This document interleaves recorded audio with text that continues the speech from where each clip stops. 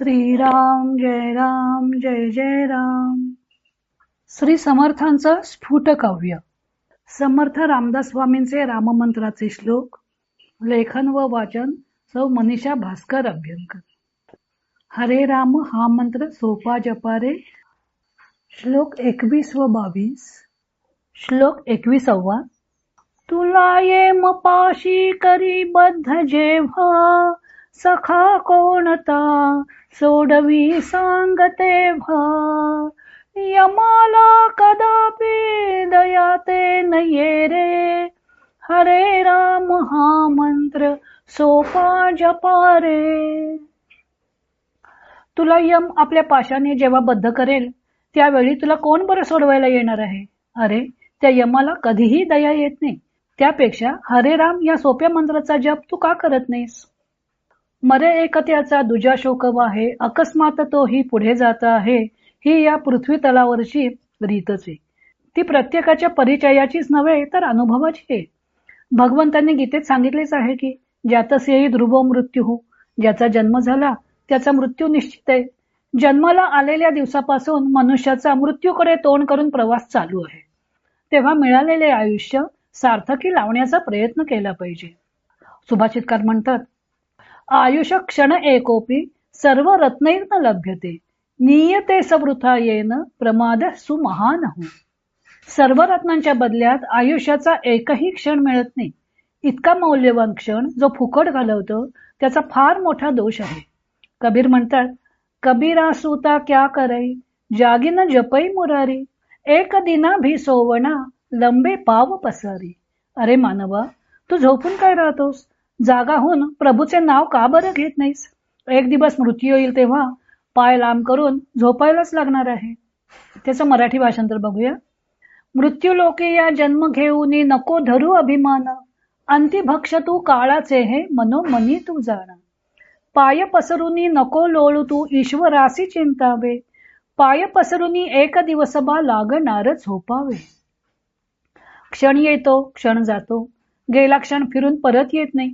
कालचक्र कधी उलटे फिरत नाही. एक एक क्षण रत्नापेक्षाही मौल्यवान आहे. पण मनुष्य जन्म मिळून सुद्धा मनुष्य किती वेळ फुकट घालवत असतो. यमाचा फेरा कधीही येऊ शकतो, मग त्याच्यापासून सुटका नाही. रोज शेकडो प्राणी मृत्युमुखी पडलेले दिसतात, पण तरीही प्रत्येक जण आपण अमर आहोत असे वागत असतो. पृथ्वी तलावर दीर्घायुष्य मिळण्यासाठी औषधोपचार, देवतांच्या उपासना असे नाना उपाय करत असतो. चांगदेव सुद्धा 1400 वर्ष जगले होते, पण कितीही काळ जगले तरी शेवटी मृत्यू हा आहेच. विधी निर्मिता लिहितो सर्व भाळी, परी लिहितो कोण त्याचे कपाळी. असे समर्थांनी मनाच्या श्लोकातही विचारले. ब्रह्मदेव ही सृष्टी निर्माण करत असला तरी सुद्धा त्याच्याही आयुष्याला मर्यादा आहे. यमाच्या तावडीत सगळ्यांनाच सापडावं लागणार आहे. मग त्याच्यापासून पळून जायला कोठे स्थान नाही. तरीही मनुष्याची विषयांमधून सुख मिळवण्याची हाव काही कमी होत नाही. होता मृत्याची अटाटी, कोण घालून सकती पाठी. सर्व त्रास कुटाकुटी मागे पुढे होत असे, असं समर्थांनी दासबोधात म्हटलेलं आहे. यम दारात उभा राहिला की कोणीही त्याच्या तावडीतून त्याला वाचवू शकत नाही.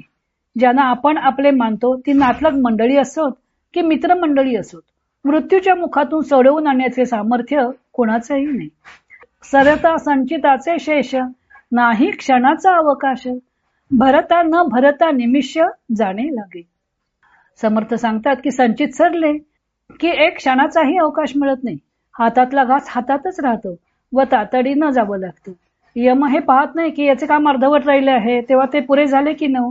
त्याच्याकडे दया माया काही नाही. यमाची स्वारी आली की सर्व काही येथेच टाकून जाणे भाग पडते. मृत्यू हयपती जगपती नृपती आहे का दीन दरिद्री आहे हे पाहतच नाही. त्याच्या तराजूत सगळे सारखेच असतात. तो कोठे व केव्हा मनुष्यास गाठेल याचा नेम नाही. कबीर सांगतात, मौत बिसारी बावरे अचरज किया कौन, तन माटी मै मिली गया जू आटे मेलो. अरे मूर्खा, तू मृत्यूला विसरलास ही किती आश्चर्याची गोष्ट आहे. ज्याप्रमाणे पिठात मीठ मिसळून जाते त्याप्रमाणे हे शरीर मातीत मिसळेल. जन्मा येऊनी कसा विसरला मृत्यू अवघड घाट, शरीर हे मातीमध्ये जाईल जसे पिठामध्ये मीठ. झूटे सुख को सुख कहे, मानत है मनमोद, खलक चबीना काल का, कुछ मुखमय कुछ गोद. कबीर म्हणतात की संसारातील सुख चिरकाळ टिकणार नाही, परंतु लोक यालाच सुख असं म्हणतात आणि मनातल्या मनात प्रसन्न होतात. हा संसार म्हणजे कालाची न्याहारी आहे. काही लोक तर काळाचा घास बनले आहेत, बाकी सर्व त्याच्या झोळीत पडलेले आहेत, ते सुद्धा यमाच्या मुखात जातील.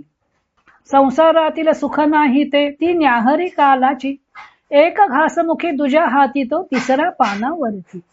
यमाची हाक आली की हातातील सगळ्या गोष्टी सोडून देऊन रस्ता धरायचा आहे. त्याला काही दयामया नाही. मनुष्याने आयुष्याची ही अनिश्चितता लक्षात घेतली पाहिजे व आपले जीवन सार्थकी लावण्याचा प्रयत्न केला पाहिजे. समर्थ आपल्याला परत परत आयुष्याची क्षणभंगुरता सांगत आहेत, कारण मनुष्याचा जन्म मिळाला आहे हीच मोठी भाग्याची गोष्ट आहे.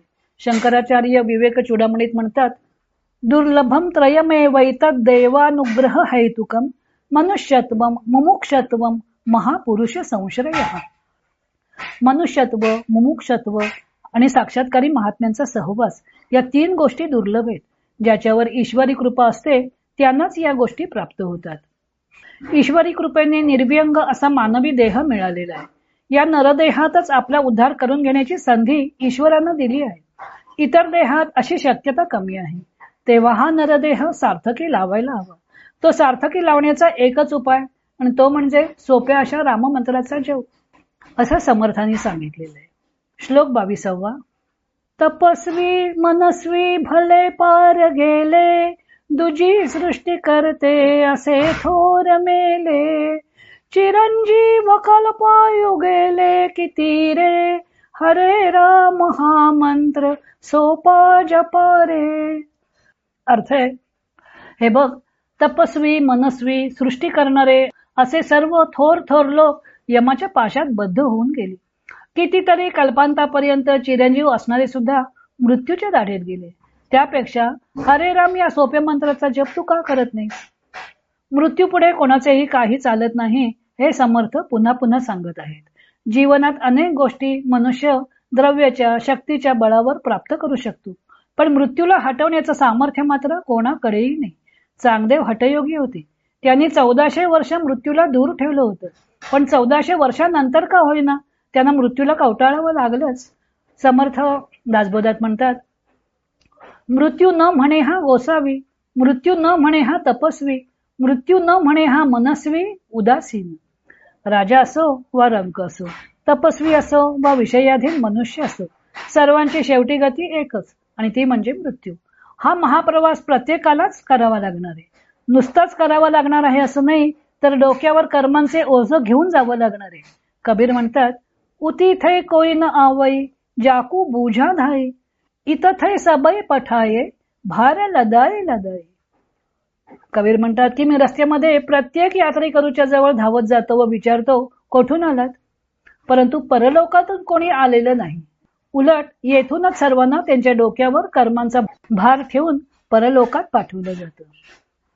पथिक सारे वारी करीती सतत परलोकाची, खबर नाही मज परलोकातून कोणी आलेल्याची, कर्माचे ते ओझे उचलून जाती परलोकात, नसे कधी या यात्रेमध्ये कोणाचा सांगत. तेव्हा मृत्यू हे एकच येथील सत्य आहे. समर्थ सतत मृत्यूची जाणीव करून देत आहेत. कोणाला वाटेल की समर्थ निराशावादी आहेत का? तर तसं नाही. मनुष्य आयुष्यभर विषयांच्या मागे धावतो, काबाड कष्ट करून स्वजनांचं पोट भरतो, आपले हित करून घेण्यात त्याला वेळच मिळत नाही, किंवा खरे तर तो त्याच्याकडे दुर्लक्षच करतो. होता होता म्हातारपण केव्हा येऊन ठेपतं कळत नाही. मग जाग येऊन काही उपयोग नसतो. गेलेले आयुष्य परत काही मिळत नाही. म्हणून समर्थ आधीच जागृत करण्याचा प्रयत्न करत आहेत.